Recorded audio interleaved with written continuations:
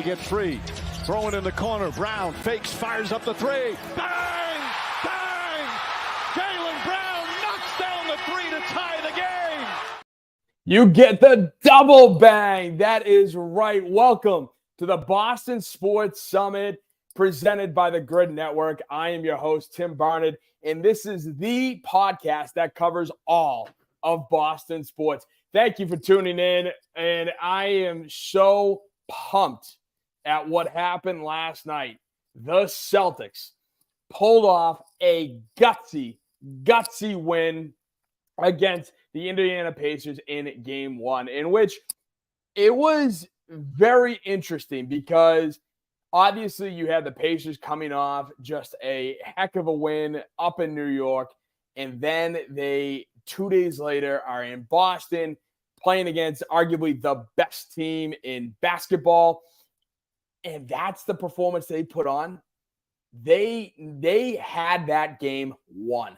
They had that game won. And that is what is kind of crazy to me. And I'm just so happy that the Celtics somehow, some way pulled it out. And if you weren't following what I was talking about last night, you can follow me on all the social media accounts. You got Instagram, Boston Sports Summit. I'm on Twitter or X. I always call it Twitter, but it's X at Boss, B-O-S, Sports Summit. And then, of course, up on YouTube and live every Wednesday, 7 p.m. on the Grid Network, unless I tell you otherwise. But, yeah, just an unbelievable win last night from the Celtics. Gutsy, scary performance because they seemed to me like they just were, acting like their old selves, thinking that they were going to show up. It's Game 1. They've blown the last two teams out on Game 1 both times. And here they were. Oh, we got the Pacers. They acted like how I feel, meaning I've been saying all along, the Celtics aren't going to face a challenge until the NBA Finals. And I'll get to a little bit more on that in just a minute because the Denver Nuggets, who I thought were going to be a challenge, are now out. But, they were kind of feeling themselves. They got up to a 12-0 lead in the very beginning of the game. And next thing you know, Indiana fought back hard, and they ended up being up 3 points with 10 seconds to go. And they had the ball. So to me, I'm thinking to myself, great, game's over. The Celtics going to have to rebound for Game 2. Rebound, not the actual act of grabbing the ball off the rim, but just bounce back for Game 2. And so I was bummed. I was kind of pissed off, even though the Sox pulled out the win last night. And all of a sudden, Indiana just gagged all over themselves, just projectile vomited all over themselves. You drink too much, you're on a date with a girl, and just somehow the food ain't sitting well, and you had way too much to drink, and next thing you know, you're trying to make a move and blah everywhere, right? That's exactly what Indiana did because they had that game won. Even Sean Grandy and Cedric Maxwell, the two guys who call the Celtics games, who are on 98.5 the radio calling Celtics games, they wrote the Celtics off. They were like, all right, looks like we're going to have to come back for Game 2, and the Celtics are going to have to play better. Even they wrote them off. And all of a sudden, what happens? Tyrese Halliburton, when he inbounds the ball, panicked. He absolutely panicked because the Celtics, beautiful play. When you rewatch it, Derek White is standing as the spy. He's watching Halliburton. So wherever his head moved, that's where he's moving.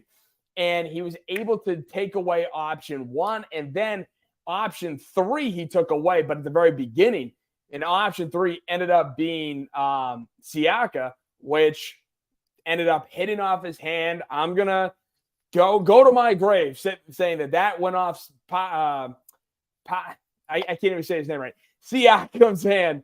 And somehow the Celtics got the ball underneath the net with 8 seconds, give or take, left.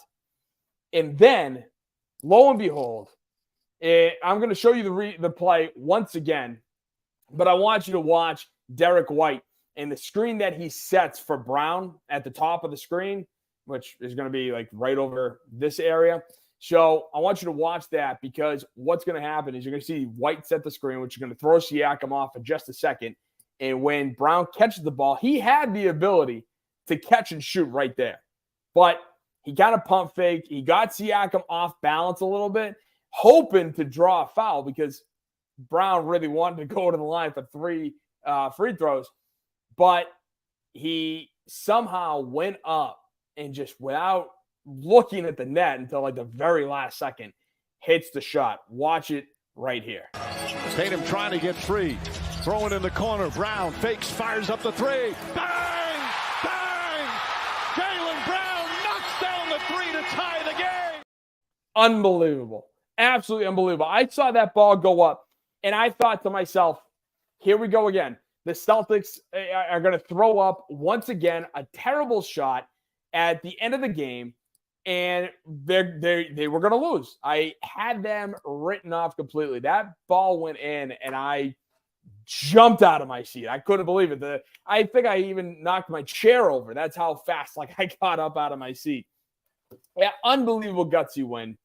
Jaylen Brown getting that pass, like I said, no way he was making that. Just crazy, off balance, looking for the call shot, right? But the $1 million question, not only that I've seen from Boston media today, but even Grandy and Max alluded to it last night, when they were writing the Celtics off. They mentioned how the media is going to have an absolute field day speaking against Tatum. And not for nothing, rightfully so. While he did play good defense, he was on top of his guys, helping out, doing what he can. Indiana still scored 128 points in that game.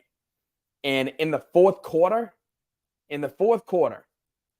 Jayson Tatum had not had a bucket for 9 minutes and 44 seconds. That's absurd.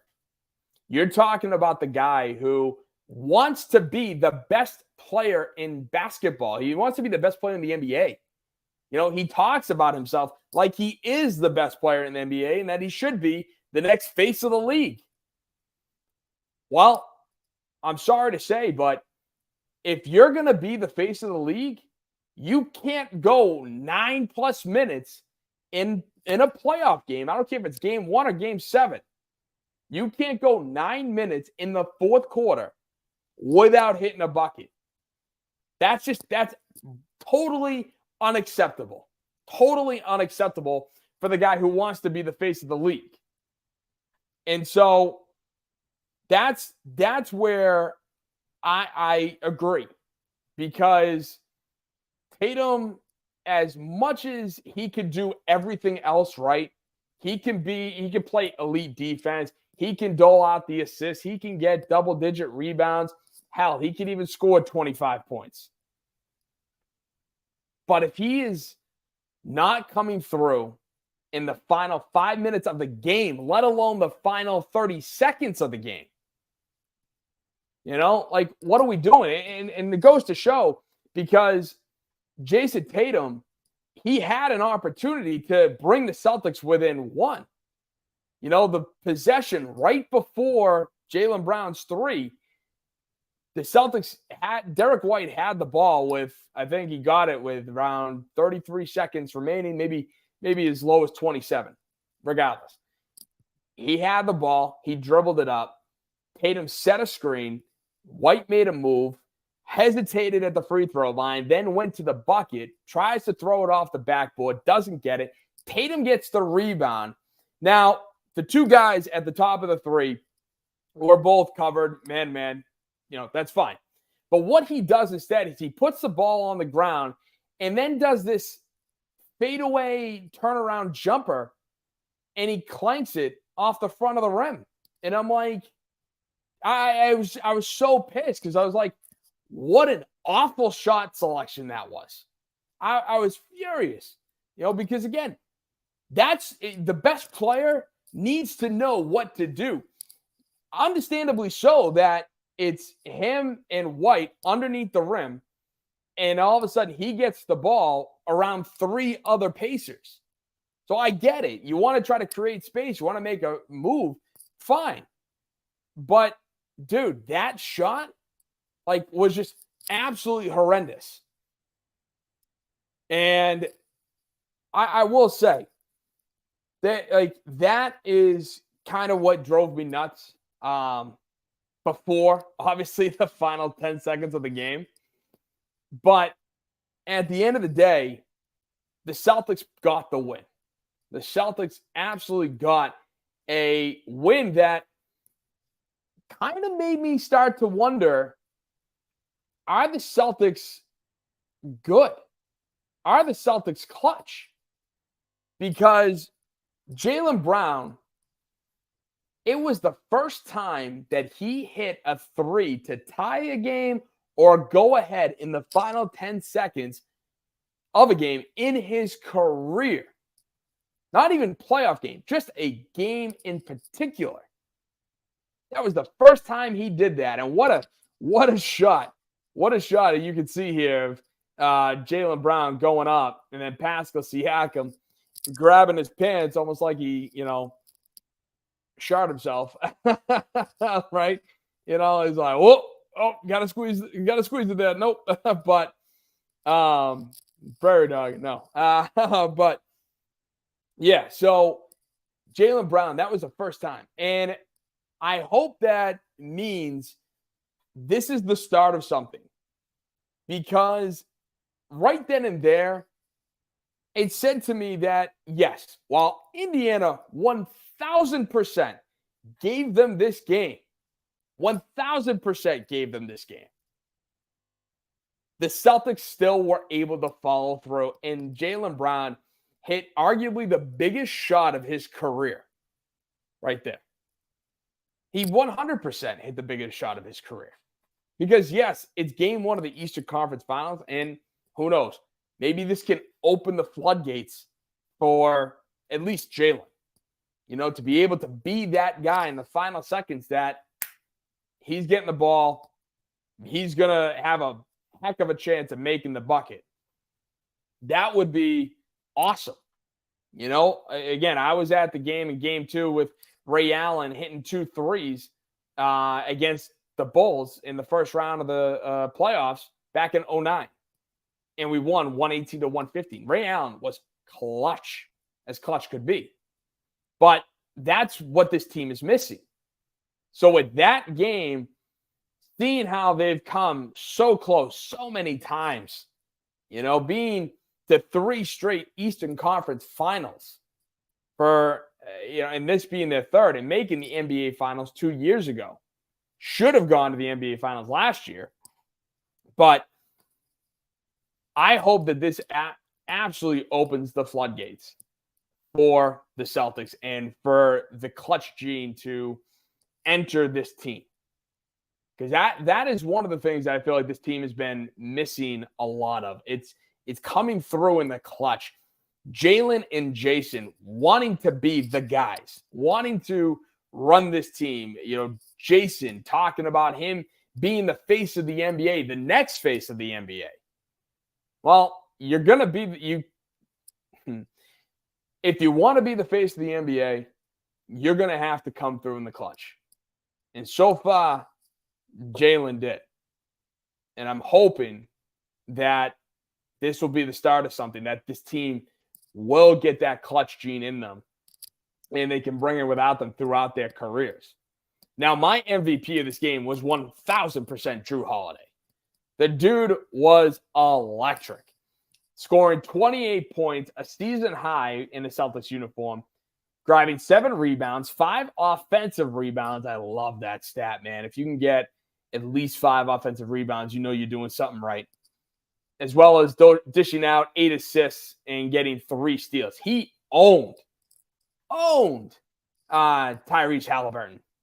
I saw a thing on Twitter that he was on him for like 5 minutes in the entire game with Halliburton not making a single shot when Holiday was on him. It was absolutely something that this team needs to do more of. Now, Not Doug comments in, hats off to the Gator, number 42. Let's go, Big Al, holding down the fort. While he did hold down some of the fort, he was absolutely exposed, in my opinion, on the pick and rolls.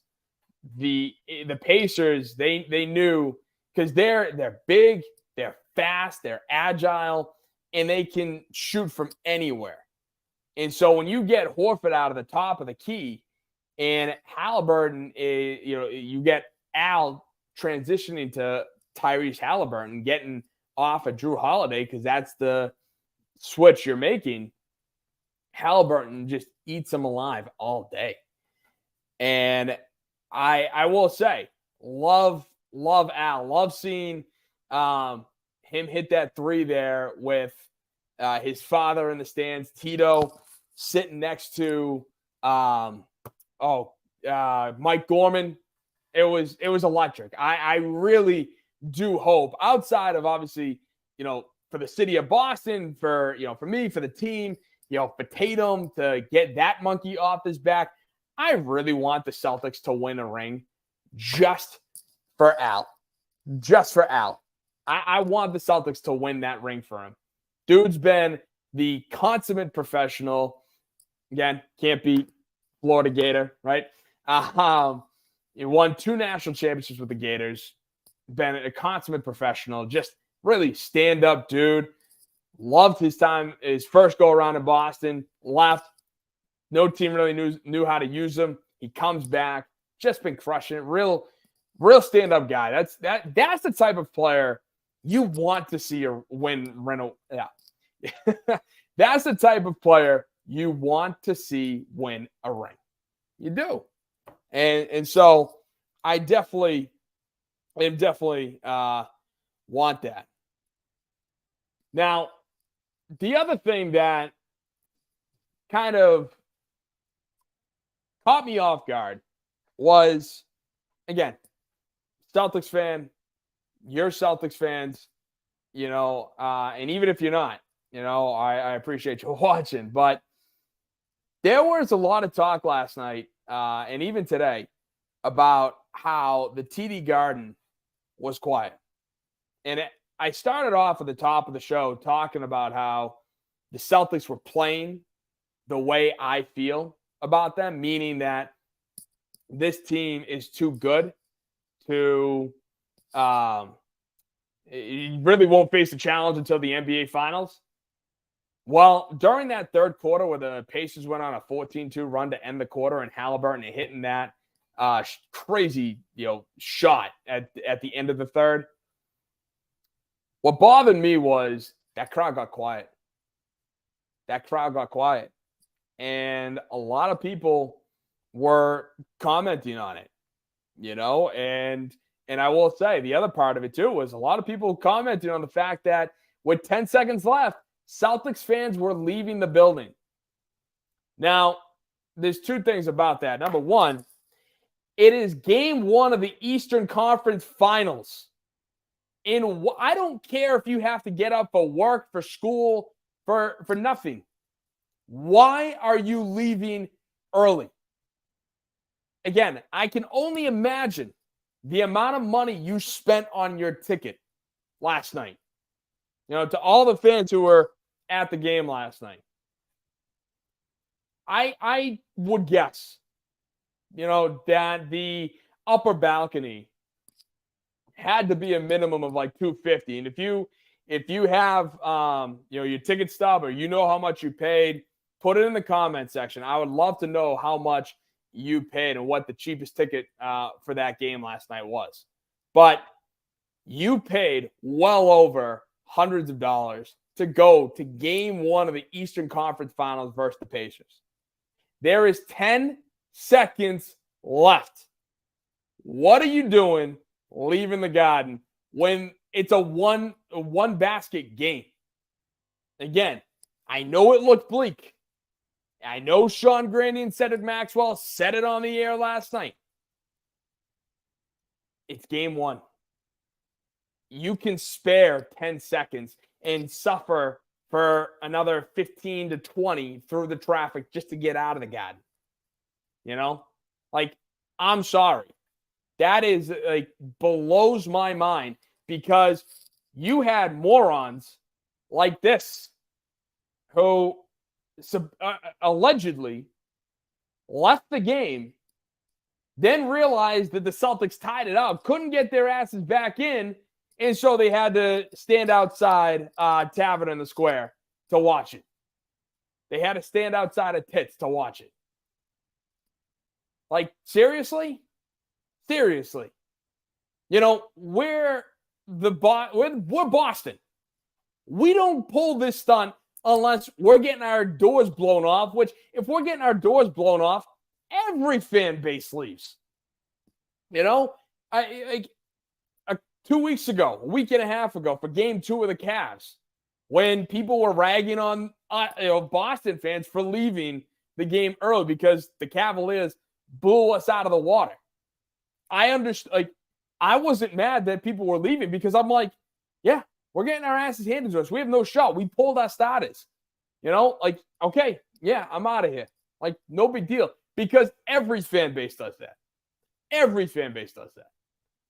But when there's 10 seconds left and a 3 ties the game, guys, game 1 of the Eastern Conference Finals, you sit your ass back in that seat or you're standing in front of your seat cheering on the team.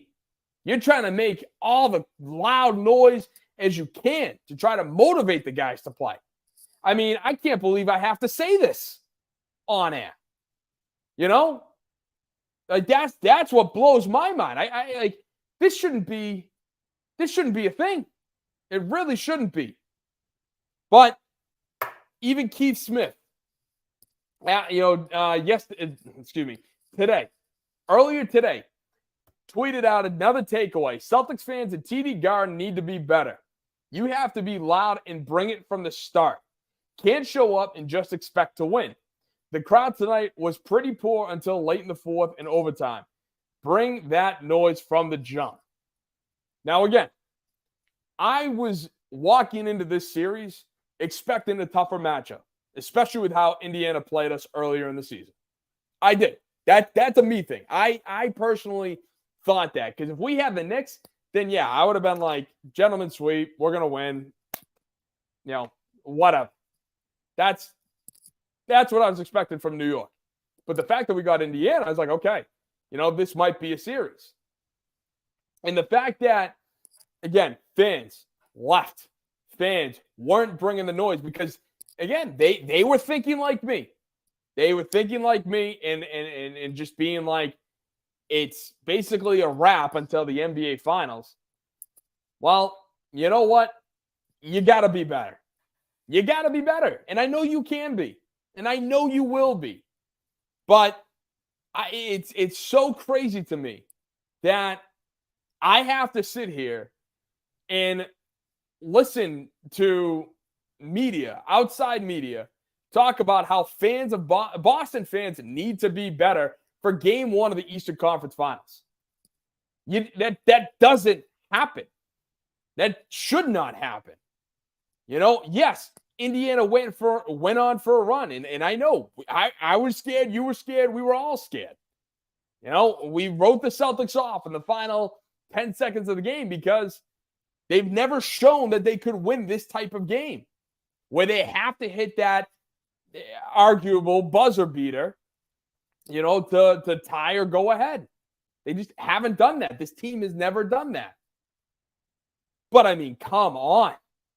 A 1-possession game in the Eastern Conference Finals, and I have to sit here and tell Boston fans, you know, my brethren, to get your ass, sit your ass back in your seat and cheer on this team like you've never cheered them before, like you're screaming so loud, your head is going, you're seeing circles, like seeing stars. Like, guys, come on. It shouldn't be that hard. It shouldn't be. You know, again, if you're getting blown out, I'm not even going to bring it up because that's useless. You're getting blown out. No big deal. One possession game. And you have Keith Smith. You got other commentators out on Twitter today talking about it. Like, damn, guys, be better. And I know you will be. I think this was a good wake-up call for the team as well as the fans.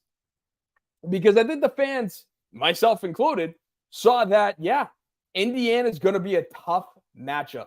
They're going to be a tough matchup. And this is for, a trip to the finals. This is for a trip to the finals.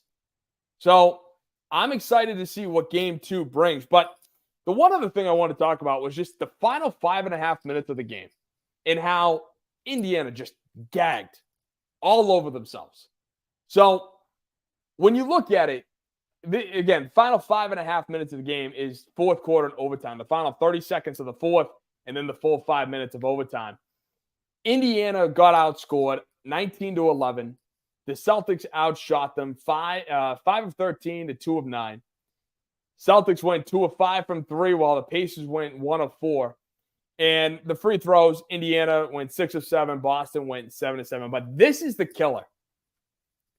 Indiana had more turnovers than made field goals in the final 5.5 minutes of the game. So while I can sit here and talk about, Halliburton making the same play Isaiah Thomas made in 87, making the same move that who was it? James Worthy in 84, in which Gerald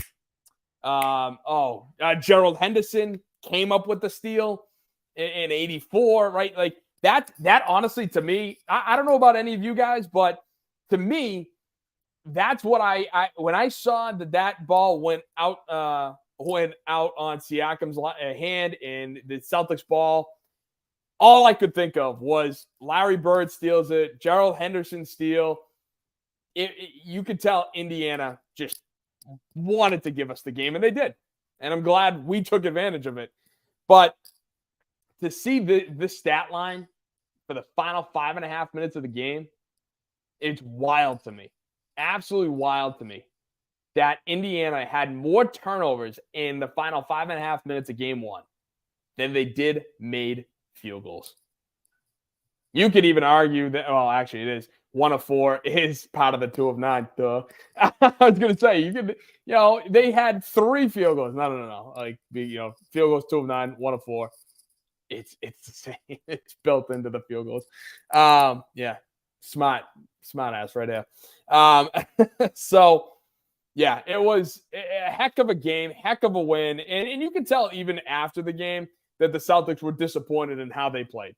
And I am really pumped to see how they come out, as well as to see how Indiana comes out. Because of all the coaches, I think, in the NBA currently, I cannot believe Rick Carlisle, a guy who was on the 87 Celtics, who watched Larry Bird make that steal, a guy who was part of the Celtic mystique, not as a main guy, but, back in the mid to late 80s.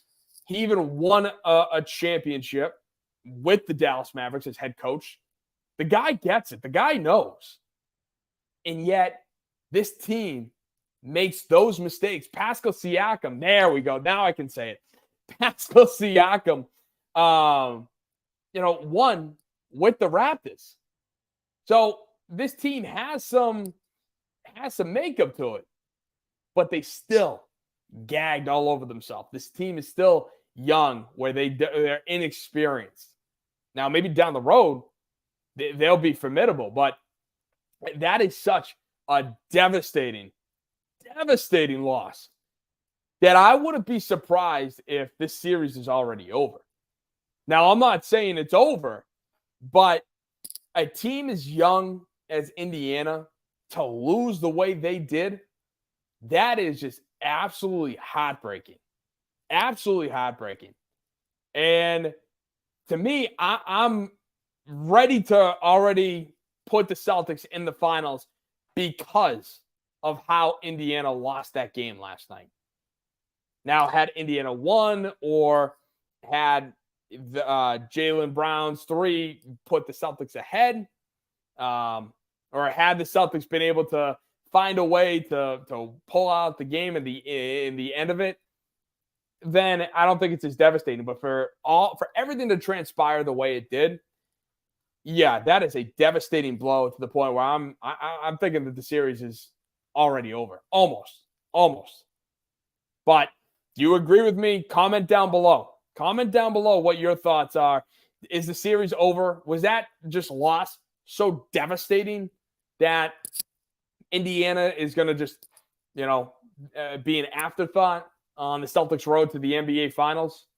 Or are the Pacers going to take what and learn from what they did and then be better for game 2, 3, 4, and how many games there needs to be? So let me know. Like I said, comment down below. Don't forget, you can like, share, subscribe.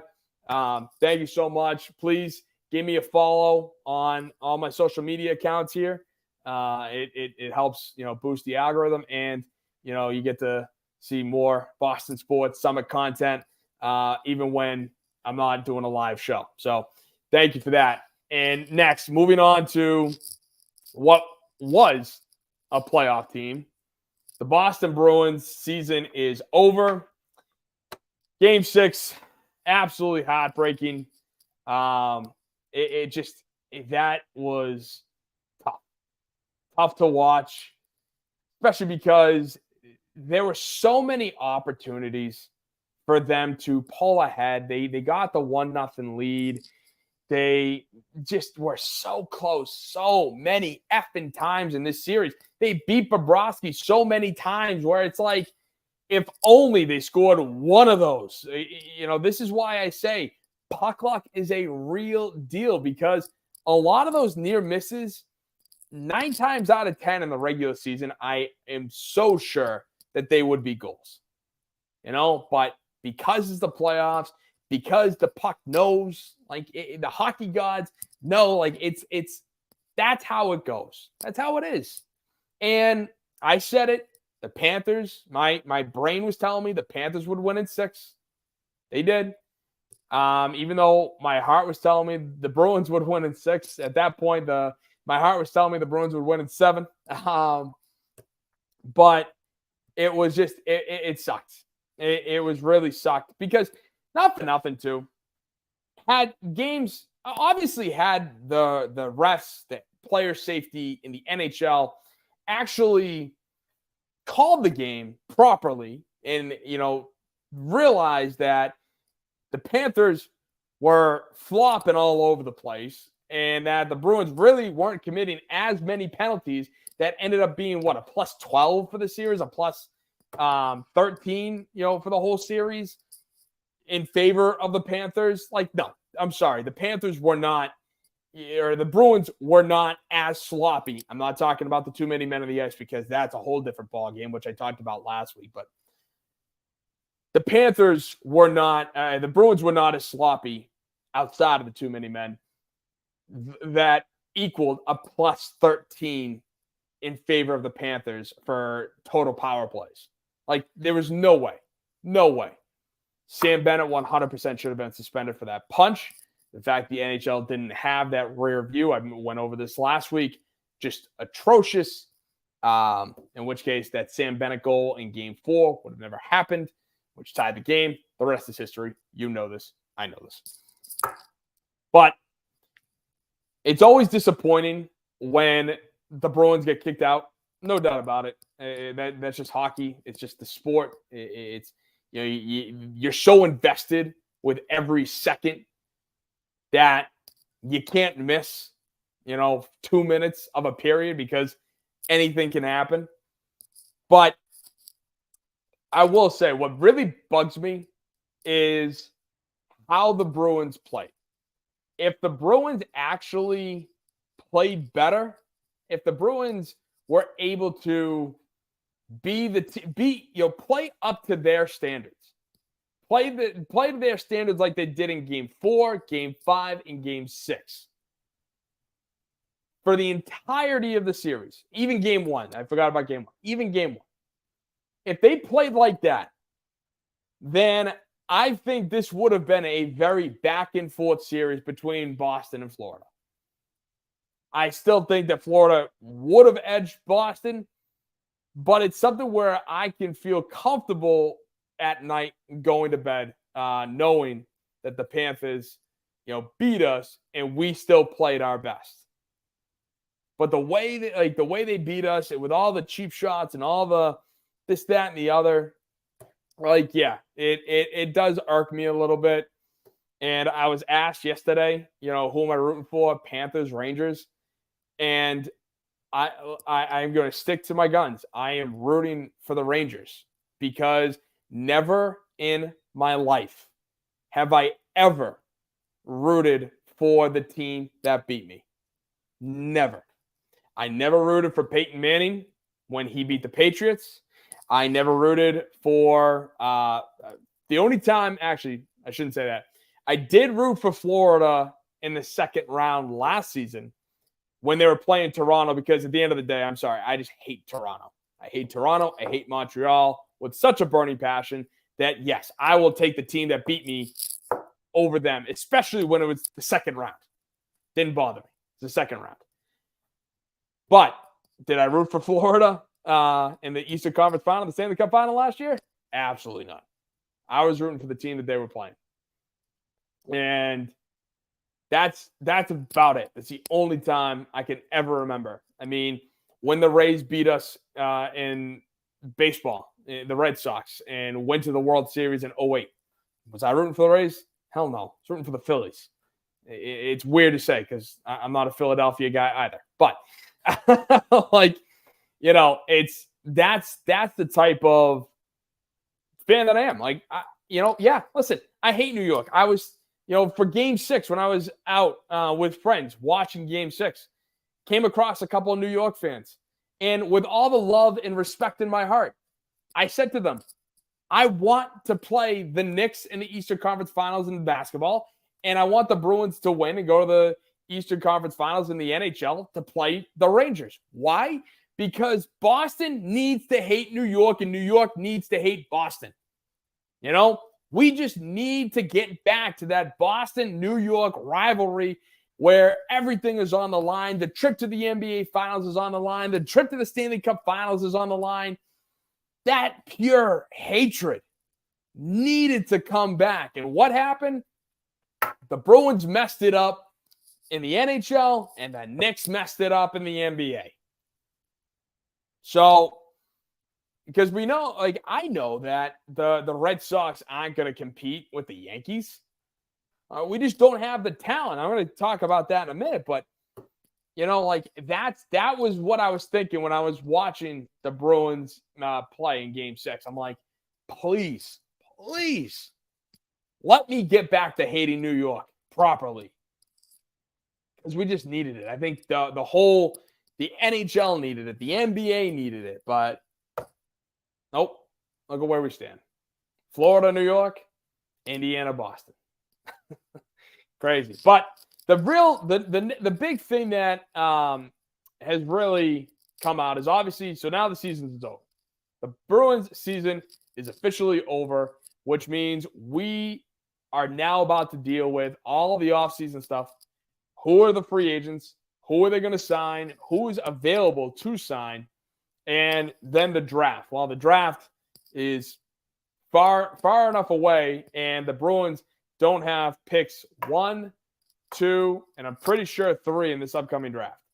So unless we make some trades, I don't think we're going to be getting into the first 64 picks. I don't. So with the roster coming up, the far right side, which is covered by the Boston Sports Summit logo, is right shot defenseman. It says RD above it. But this is the current roster for the Bruins. Obviously, as you can see, left wingers, DeBrusk's an unrestricted free agent. Marchand is signed to 1 more year at a little over $6 million. Trent Frederick, 1 more year, a little over $2 million. Johnny Beecher, 1 year at $925,000. Pat Maroon's an unrestricted free agent at center. Zaka, 3 by $475. Coyle, 2 by $525. Poitras still got 2 years on his rookie deal. Boquist is a restricted free agent. Underneath that, as you can see, the goalies. Allmark is still signed for 1 more year at $5 million. Swayman is a restricted free agent. And right wingers, you have David Pastrnak goes in at 7 by 125. And Danton Heinen's an unrestricted free agent. Morgan Geekie, 1 by 2. Brazo, 1 by 775. Van Riemsdyk, unrestricted. Lindholm is a left shot D-man. Coming in at 6 by 6.5. Lowry, 1 by 925. Witherspoon, 1 by 8. Grizzly, Forbert, Shattenkirk, all unrestricted free agents. And then right shot D. McAvoy, 6 by 9. Carlo, 3 by 4. Peak, 2 by 7 3/4. So there is a lot to be said, of course, with that. And the Bruins obviously are going to be facing, a good salary cap number. They are. Their projected cap space is roughly between $20 and $22.5 million, because the projected salary cap is going to be 87.7, and the Bruins also have a dead cap, which means they're paying off an older player who doesn't play anymore at $1.38 million. So it's not terrible. They got a good amount of cap space to work with, enough to make at least a couple big time moves, and that's what this roster needs. This roster needs to be aggressive, not only physically, but they need to be aggressive to score goals. They do. That's what really blew my mind, and that's what really pissed me off about what happened. Is Jeremy Swayman was having a career playoff run. I don't know. Listen, I love Swayman. I think he's going to stay here long term. I think they're going to try to get a deal done. But the thing about that is, man, I don't know if he can ever replicate those numbers again. It took Tuukka Rask from his run in 2013, where he was dominant against the Penguins, to have a similar experience, actually a better experience, I think, in 2019. While Tuukka, yes, I think was a big issue in Game 7 of the 2019 final, his run that year was Conn Smythe worthy, 100%. Had the Bruins won in 2019, I think Tuukka Rask would have won the Conn Smythe, because he was in a zone for rounds 1, 2, 3, and partially that Cup final. Same way Swayman was. I do not think Swayman lost us that series.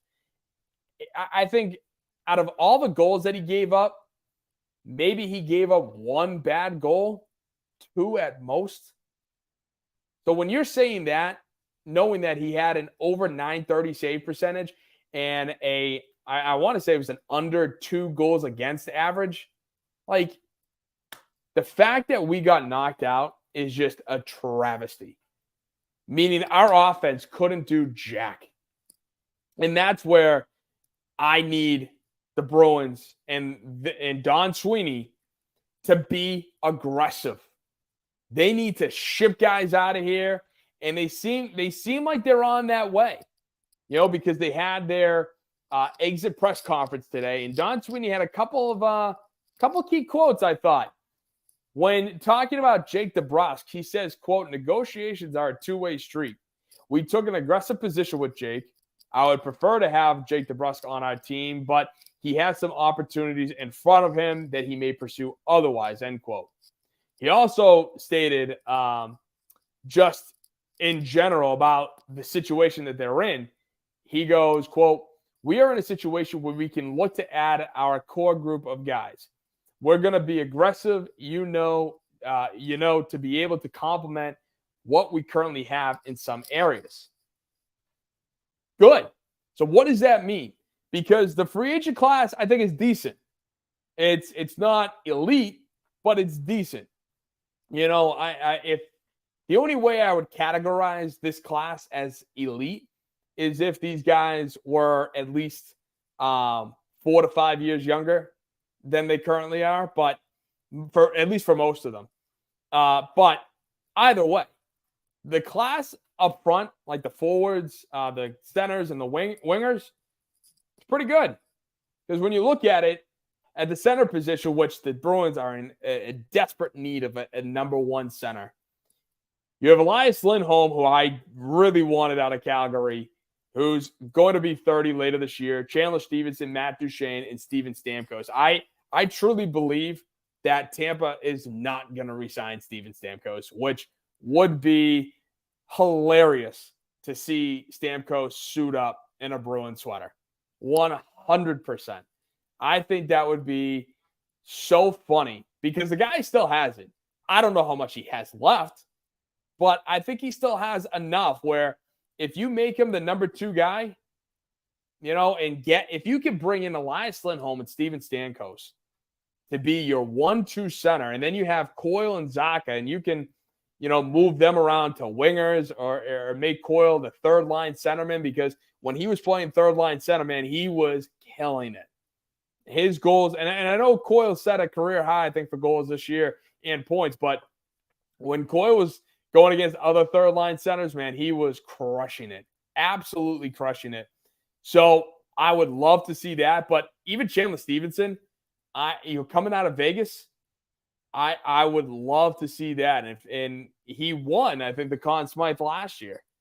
So he's a clutch player, Chandler Stevenson. And as for the wingers, Sam Reinhart, which unless I haven't looked at Florida's cap space, but if Sam Reinhart somehow does not re-sign with the Panthers, you 100% need to do everything in your power to get that kid in a Bruins sweater. Get Lindholm, get Reinhart. Make the money work because, as I mentioned, wrong one. As I mentioned, the Bruins roughly have between 20 and 22 million of cap space. I know I put 22, but they have that amount. Okay, you can get rid of some guys. All right, when looking at this again, Allmark 1/5. So let's say, for all intents and purposes, we do have 22 and a half space. If you trade Allmark for draft picks, hell, just make it draft picks. Just clear the money off the books. You get a first round for Allmark, take it. You get a first for Allmark, that's $5 million off your books. That means you have $27.5 million in cap space. All right, let's look to see what else we got. Obviously, you can't restructure like you can in football. So all the numbers here are stuck. I would get rid of Carlo by 4. 3/4. If you could trade Carlo, then I would be okay with that because, unfortunately, the dude is super injury prone. He's timid because of all the concussions that he's had. I feel like he plays a little timid. Not saying that he's bad, but he's such a big dude, and he plays as timid as he is. I hate to see that. So I wouldn't mind getting rid of Carlo. So, okay, I just had, let's see, 22 plus 5 is 27 plus 4, because that's Carlo's number. That's 31. All right, so now we're at $31 million cap space. Again, just trading for draft picks. That's it. Trading for draft picks. Carlo's gone, so we're at $31 million. And then could I even make one more move here? Lindholm has been wildly unimpressive in the playoffs and carries a $6.5 million cap hit, which actually overall isn't terrible. And looking at everything else, I mean, obviously we're going to have to re-sign Swayman, so that could be a big number. I think anywhere between 6 and 8 million, I think is the number that I'm hearing. So anywhere between 6 and 8 million. So let's just make it high just for all intents and purposes. So that brings us back down to 23, seeing that we get rid of Allmark, get rid of Carlo, creating $31 million of cap space for the Bruins, signing Swayman to an $8 million a year deal, brings us back down to 23. That still leaves me to believe we can sign Elias Lindholm. We can sign Sam Reinhart. I like Teuvo Teravainen. I like Tyler Bertuzzi. I don't think Bertuzzi is going to get the contract that he was hoping for, seeing how everything turned out up in Toronto. Jonathan Marchessault, big fan out of Vegas, but he's pushing it a little bit, being 33 years of age. Don't know how much he's got left in him.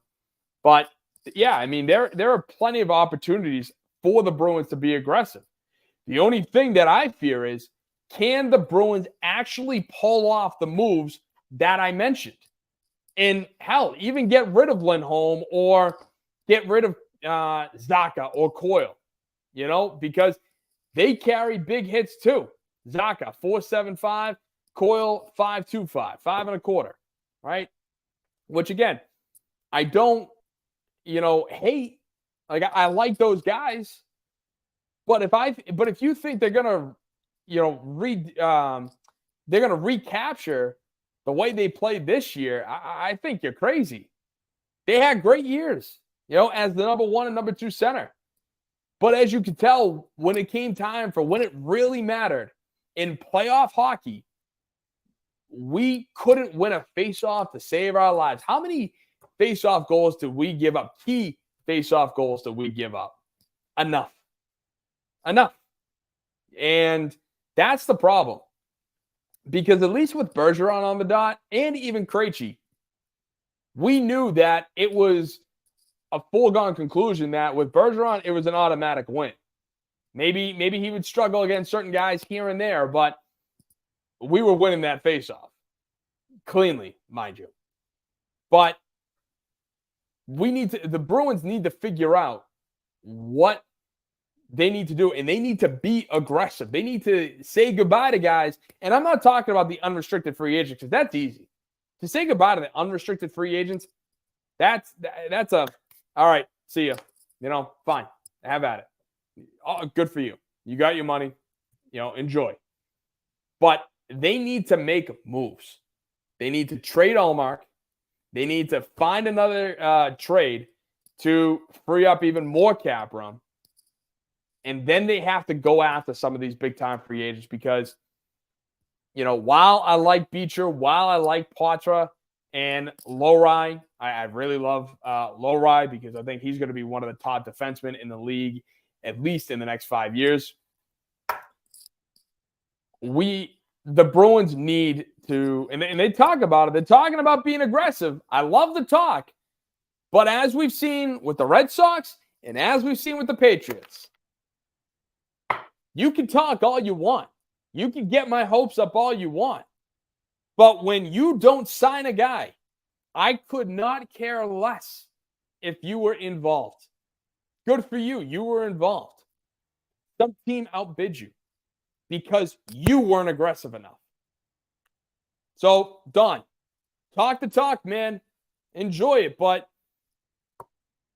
through the experiences that I've dealt with so far, in the last, 8 months, the last 8 months, not even my lifetime, 8 months, last 8 months, I've had my teams, tell me they're going to be aggressive. They're going to make moves. And then what happens? They cheap out, for whatever reason. And while I might agree with some of the moves they didn't make, it still doesn't matter because they did not live up to their word. And I got a big problem with guys that don't live up to their word. You're just a liar. Somebody I can't trust. And this team needs an overhaul. It doesn't need a Band-Aid. It doesn't need, a Band-Aid here and a Band-Aid there. No, they need overhaul, I agree, was maybe too strong of a word. But they need a stitches. They need stitches, man. And comparing to a Band-Aid, it's a lot deeper. The wound is a lot deeper than, what I think, than, at least in my opinion, I think the wound is a lot deeper than being a second-round team. I think the fact that they made it to the second round and brought Florida to 6 games was good for them. Was a good win for them. I think they absolutely could have beat Florida at the end of the day, even with this roster. But I truly believe that this is not a Stanley Cup winning roster. I think they're still a couple big moves away from being a Stanley Cup contender. Really, I do. So again, do you agree? Let me know in the comments, because the Bruins, they have a ways to go, and they're talking about being aggressive. They're saying the right things. All right, done. Prove it. Prove it. So now moving on to the Red Sox. I was fortunate enough to be able to go to the game last night at the Trop, and I was so excited. That was my view right there. I mean, what a gorgeous view. And guess how much money I spent on those tickets?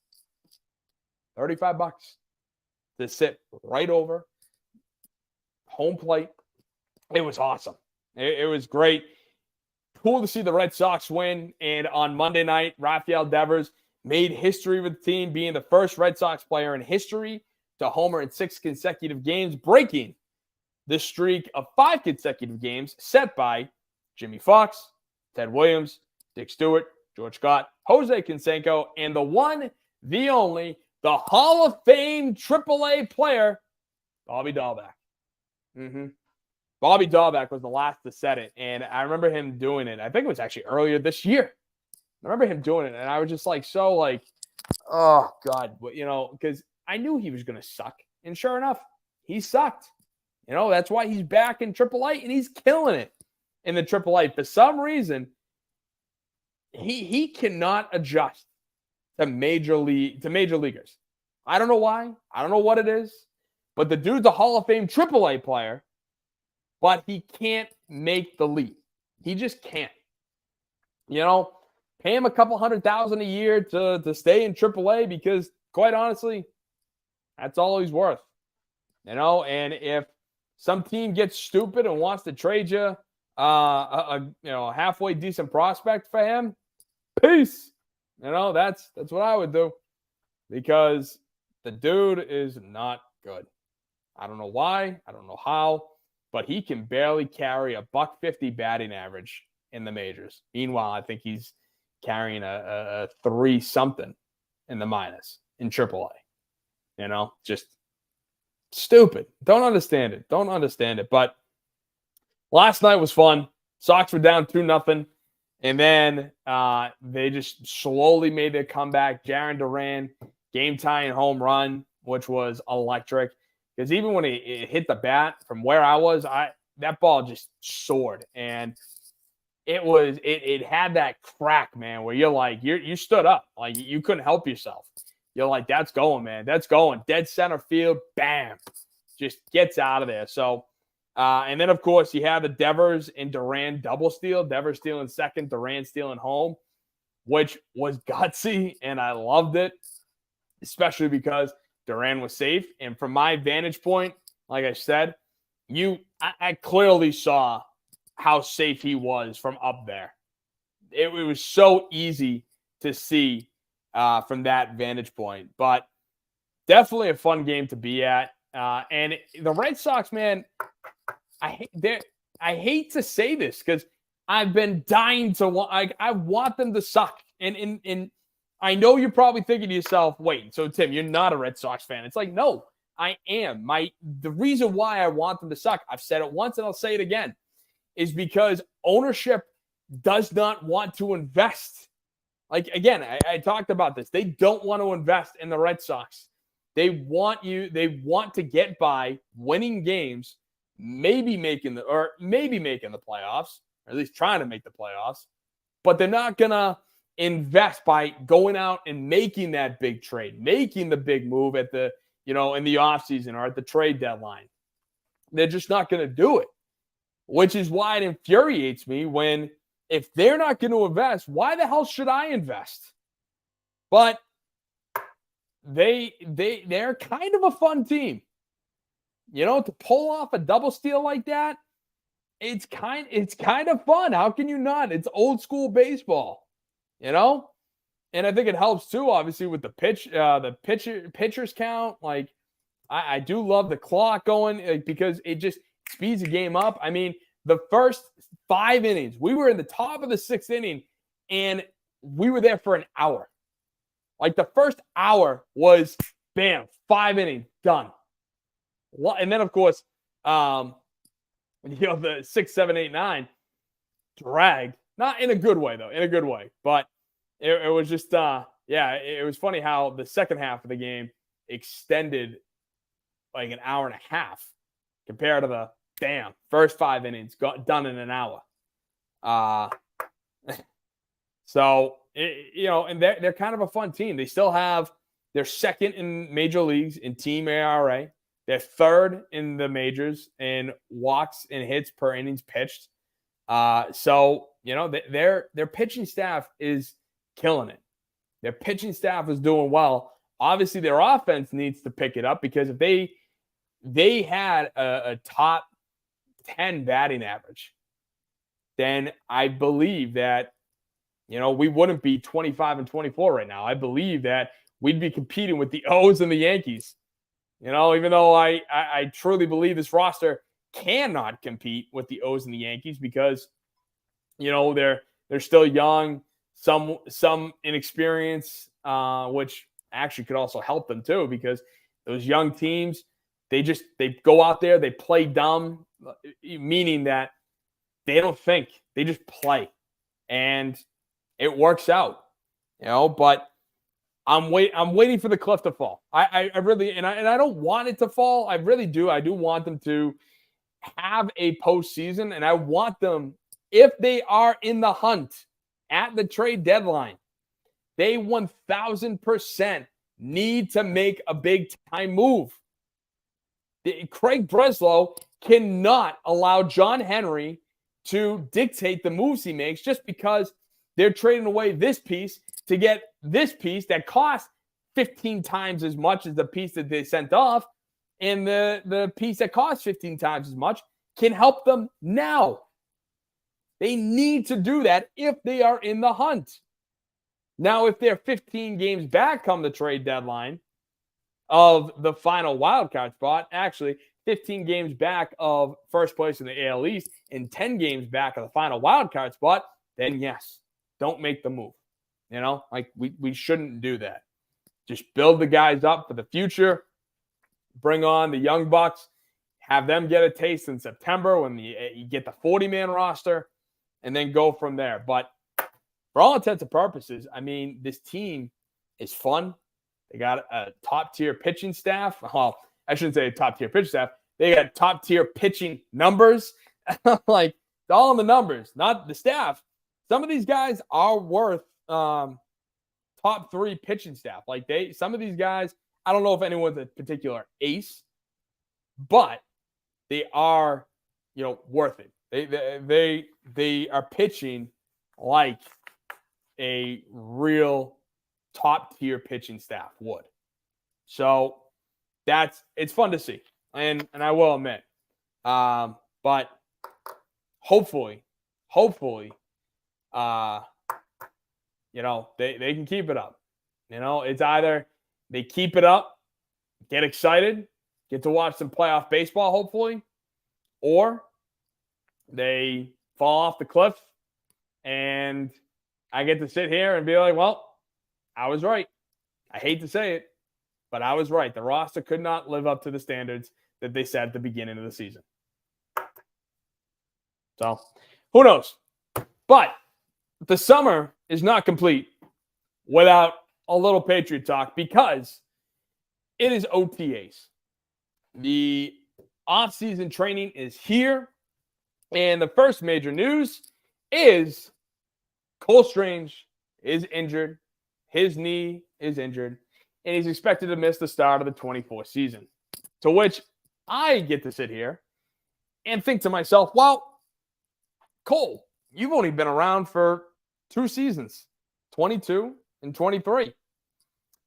There haven't been a lot of guys around for 2 seasons. The Patriots had a very interesting draft 2 years ago, and he was the 29th overall pick, in which Sean McVay and the GM of the Rams, I forget his name, when they heard that the Patriots took Cole Strange, they laughed in front of their season ticket holders, telling them, really? We were planning to get that guy in the 3rd or 4th round. They took him at 29? Ha, ha, ha. So, yeah, that made us all feel pretty warm and fuzzy on the inside as Patriot fans. So, because of that, how has the 2022 NFL draft turned out for the Patriots? Let's look. Oh, wrong one. There we go. 29th overall, Cole Strange.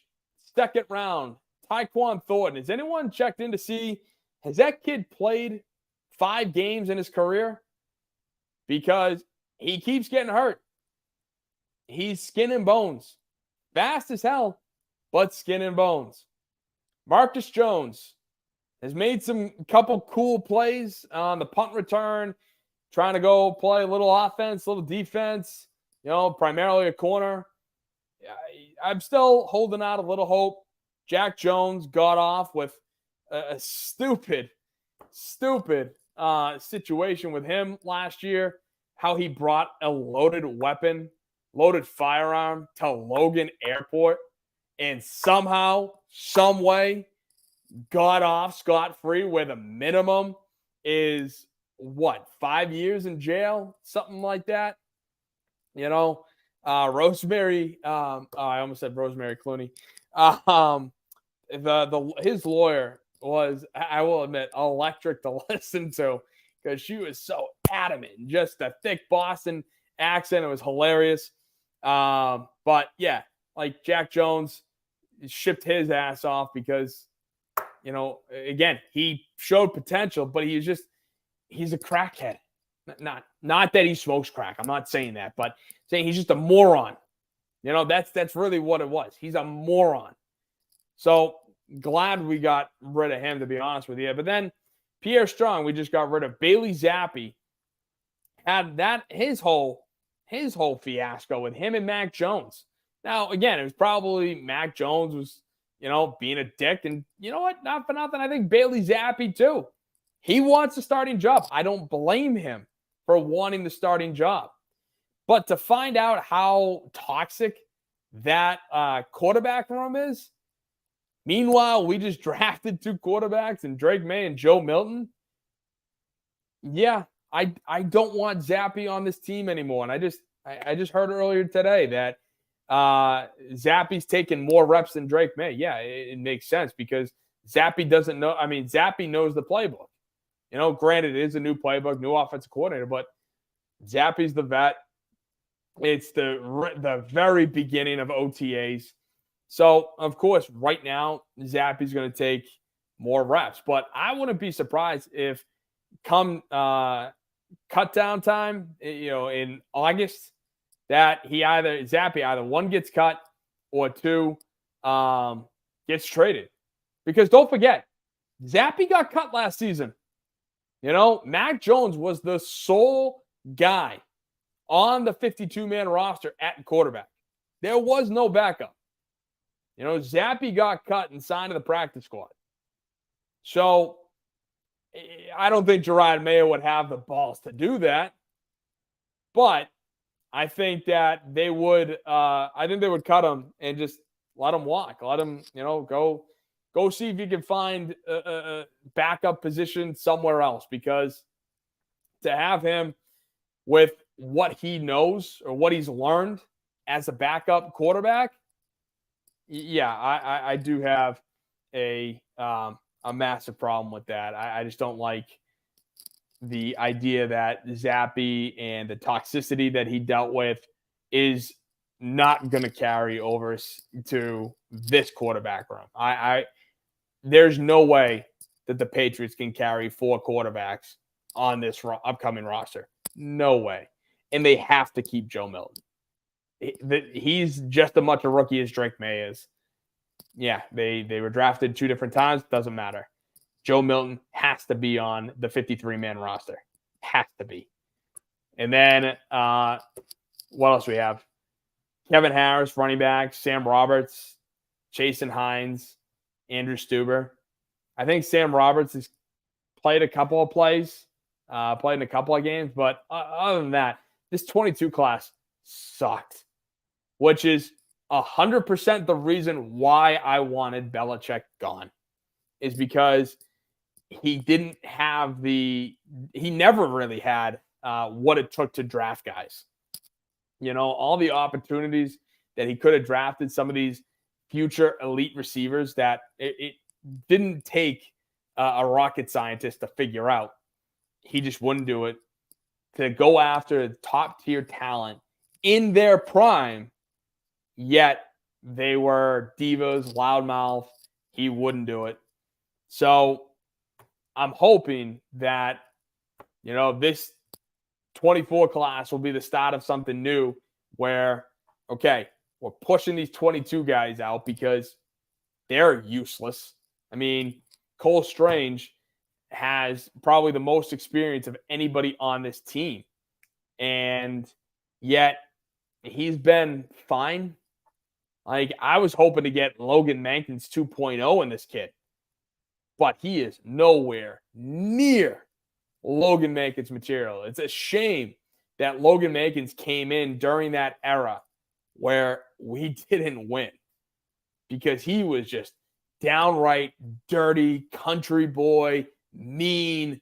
Like, he was perfect. He was the quintessential offensive lineman. If I could have 5 Logan Mankins, I guarantee you that would be the best offensive line in football, period. You know, obviously adjust the weight and adjust the size for right tackle, left tackle, center, and guards, of course. But to have that mentality, to have that Logan Mankins drive and mentality, 1,000% would be the best offensive line of football. No 2 ways about it. And so, obviously, Bill didn't have the touch to draft, which is why I wanted him gone. But with the Apple Dynasty, somehow Bill Belichick became a sympathetic figure, which I never thought could happen. And yet he did.